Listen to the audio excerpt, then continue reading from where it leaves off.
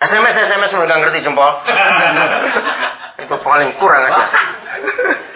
Hati-hati, jangan tergesa-gesa SMS.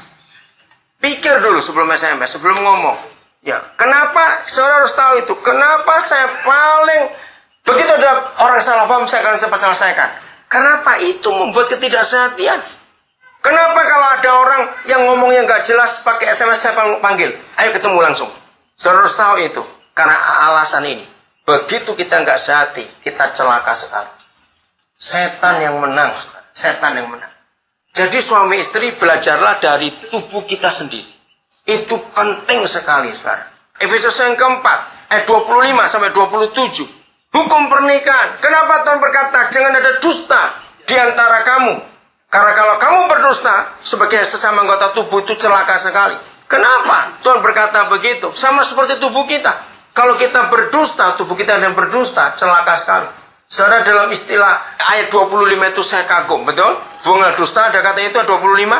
Iya, buanglah dusta, berkatalah benar seorang akan yang lain. Begitu ada dusta, saudara, setan langsung masuk. Kita nggak jujur, contoh aja. Kenapa banyak orang sakit mah? Karena lambungnya berdusta kepada otaknya. Orang yang sakit mah, itu 100%. Itu bukan karena virus, tapi karena beban pikiran, betul tidak? Nah, karena pikirannya banyak berat, hatinya berat, maka perut ini sebetulnya lapar. Cuma dia berdusta. Enggak, kamu itu kenyang. Betul? Nah, sakit mah akhirnya. Karena dusta. Karena nggak jujur. Nah, kepala ya ikut saja. Karena kamu bilang kenyang ya sudah, nggak perlu makan. Nah, padahal lambung itu seperti jantung. Tidak pernah berhenti untuk mengunyah. Nah, ketika lambung itu kosong, setiap kali gerakan lambung, itu seperti orang meres jeruk. Ingat itu istilahnya. Tiap kali gerakan lambung, itu pasti mengeluarkan asam lambung. Kenapa otomatis keluar asam lambung? Karena kalau lambung itu bergerak, berarti ada makanan harus dilumat atau dikunyah. Nah, karena perut itu kosong, asam lambung itu yang merusak dinding lambung. Karena dibohongin tadi, karena ada dusta. Kamu nggak lapar. Dalam ilustrasi yang saya dapat, saudara, banyak orang diberkati itu saya ngomong ini. Nah, saya paling kagum pada tubuh kita. Salah satunya di antara sekian banyak. Satu, itu gerak refleks. Tahu gerak refleks? Luar biasa gerak refleks itu. Saudara, saya baca buku tentang gerak refleks. Jadi orang itu tinggi maupun pendek, refleks itu ukurannya sama.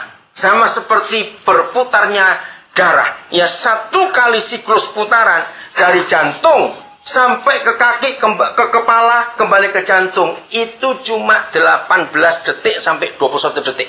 Itu nggak boleh kurang, nggak boleh lebih. Kalau sampai tekanan itu lebih, maka orang itu sakit.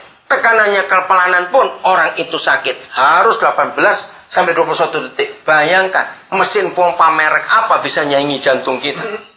Betul nggak? Hebat seperti itu. Kita nggak perlu ganti uli. Ya, hebat bener. 18 detik. Orang itu tinggi maupun pendek. Kalau sampai terlambat, saudara, maka makanan dibawa oleh sel-sel darah merah terlambat sampai ke bagian-bagian sel kita yang aus. Di situ metabolisme tubuh kita kacau. Daerah-daerah tertentu rusak semuanya. Hebat sekali Tuhan kita. Nah, begitu pula gerak refleks. Jadi misalnya ujung ibu jari kaki kita, jempol kaki ya, nginjak panas. Saudara, begitu cepat. Itu nggak sampai 1 detik loh, saudara. Bayangkan ya, begitu panas saudara saya jempol, 1/1 detik, sekian detik, langsung sampai ke otak. Beritanya apa? Panas. Dalam, bukan detik lagi, 1/sekian detik lagi, otak ini mengolah, tarik. Nah, itu kan kembali ke ujung kaki lagi. Bayangkan kalau refleks itu refleks Jawa. Waduh, celaka sekali itu. Ngerti? Saya kagum pada ilustrasi itu. Solo. Ya, atau gini. Stop, sudah jangan terusin. Nggak usah. Ini kalau udah dusta, ya. Bayangkan, waktu dari ibu jari kaki itu berita panas, itu melewati berapa anggota tubuh. Ruas pertama, ruas kedua, lalu telapak kaki, mata kaki, terus ke tumit, terus ke betis, tulang kering itu, terus ke lutut, ke paha, ke pinggul, ke pinggang, ke punggung, ke pundak, ke leher. Ini melewati berapa daerah? Nah bayangkan ketika sampai paha dusta, enggak panas jadi begitu saja. Maka perintahnya balik lagi ke kaki, tidak panas. Secara pusat tidak terima perintah apa-apa. Bisa bayangkan ngerti ilustrasi ini saudara? Nah maka itu kalau kita nggak bersatu, rusaknya itu luar biasa. Ketika gereja nggak bersatu seperti itu, maka itu saya nggak pernah ikut doa jalan, doa ini, doa itu, percuma doa untuk kota, doa untuk negara, karena mereka nggak baca Alkitab ini baik-baik. Hanya ada lewat kesatuan, semua akan terjadi. Maka itu kenapa saya nggak hobi buka gereja, karena ayat ini. Oh kenapa? Doa bersama. Asal kita sehati akan mengalami mujizat yang luar biasa. Kenapa? Saudara, ayo. Maka itu mulai dari rumah kita. Nah, kalau kita lihat kesatuan kita dari rumah, itu di mana? Di kamar. Ingat, saya sering ajar Ibrani 13 ayat 4. Mari suami istri kita ngaku. Kalau tempat tidur kita nggak beres, kenapa nggak beres? Karena kita dua nggak beres. Keluar kamar itu cemburut dua-dua sudah. Betul nggak? Keluar kamar pasti ribut. Nah, siapa korban pertama? Kalau keluar kamar, anak-anak. Nah, anak-anak nggak tahu apa-apa, tiba-tiba dimarahin. Pak, anak-anak bingung. Kalau mereka bisa jawab, itu asal papa mama di dalam situ, kenapa ribut dengan kami di luar? Loh, betul tidak, saudara? Gara-gara di tempat tidur kita nggak beres, di luar pasti kita nggak beres. Maka itu 1 Korintus 7. Coba baca 1 Korintus 7 ayat 3-5. Saya kagum. Tolong yang sudah menikah, kesatuan itu sampai seteliti itu. Tidak ada Tuhan dan agama apa saja di dunia yang Tuhan yang ngurus tempat tidur kecuali Tuhan kita. Katakan amin. Satu-satunya Tuhan, gak ada Tuhan lain. 1 Korintus 7 ayat 3-5. Ayat 3 coba dibaca karena waktu. Hendaklah suami memenuhi kewajibannya terhadap istrinya. Ya. Demikian pula istrinya terhadap suaminya. Cukup. Saudara, tidak ada Tuhan seperti Tuhan kita ngomong masalah seks seperti itu. Suami dan istri harus memenuhi kewajibannya. Ini urusan tempat tidur. Ayat 4. Istri tidak berkuasa atas tubuhnya sendiri, Ya. tetapi suaminya. Demikian pula suami tidak berkuasa atas tubuhnya sendiri, tetapi istrinya. Ya. Janganlah kamu Stop sampai situ. Saudara, Alkitab kita luar biasa, Tuhan kita jujur.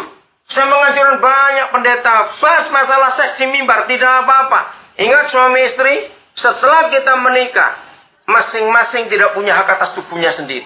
Artinya apa ayat itu? Siapapun kita, siapapun, ternyata keinginan seks tidak pernah selalu bersama-sama suami istri. Tidak pernah bersama-sama. Selalu selang-seling. Kalau yang saat ini siap si istri, suami tidak siap. Lain kali istri siap, tadi saya ngomong apa? Suami yang siap, istri yang tidak. Selalu begitu. Nah, ayat itu menolong kita. Maaf ya ibu-ibu dengar ini. Dalam pengalaman saya, di banyak keluarga, istri seringkali menghukum suami. Awas itu. Suami istri nggak boleh berkata, pokoknya aku nggak mau, pokoknya aku nggak mau. Awas ngomong seperti itu. Harus jujur. Terus serius sudah.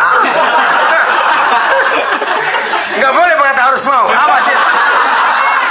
Itu Hitler itu.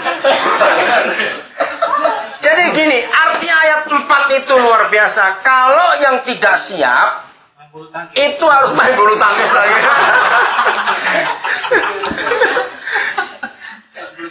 Gini, kalau yang tidak siap harus jujur. Tidak siapnya karena apa? Yang ngomong capeknya karena apa? Supaya tahu.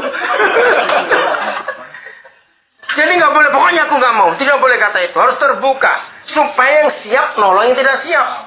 Saudara, hukum ini sangat hebat. Saya itu kagum betul.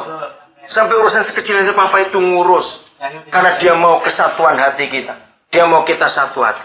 Terus begitu. Dan ingat, laki-laki, kenapa Tuhan ciptakan naluri seks kita beda dengan perempuan? Sampai ini saya nggak tahu jawabannya. Kalau mau tanya Tuhan sendiri sana. Saya nggak mau tanya. Jadi perempuan itu jauh lebih lambat rangsangannya daripada kita, laki-laki. Laki-laki itu paling cepat. Maka itu harus ingat. Kalau laki-laki lihat perempuan, gak usah telanjang lah. Pakai pakaian kain kurang. Wah, itu mata sudah kurang ajar itu. Itu laki-laki. Tapi kalau perempuan lain, lihat orang telanjang malah takut.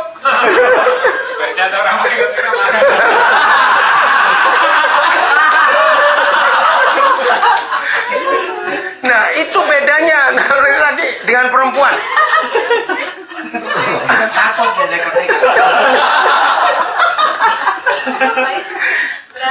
saudara hebat sekali Papa di surga. Maka itu kenapa Tuhan kita tidak mungkin mengizinkan orang poligami. Dengar ini.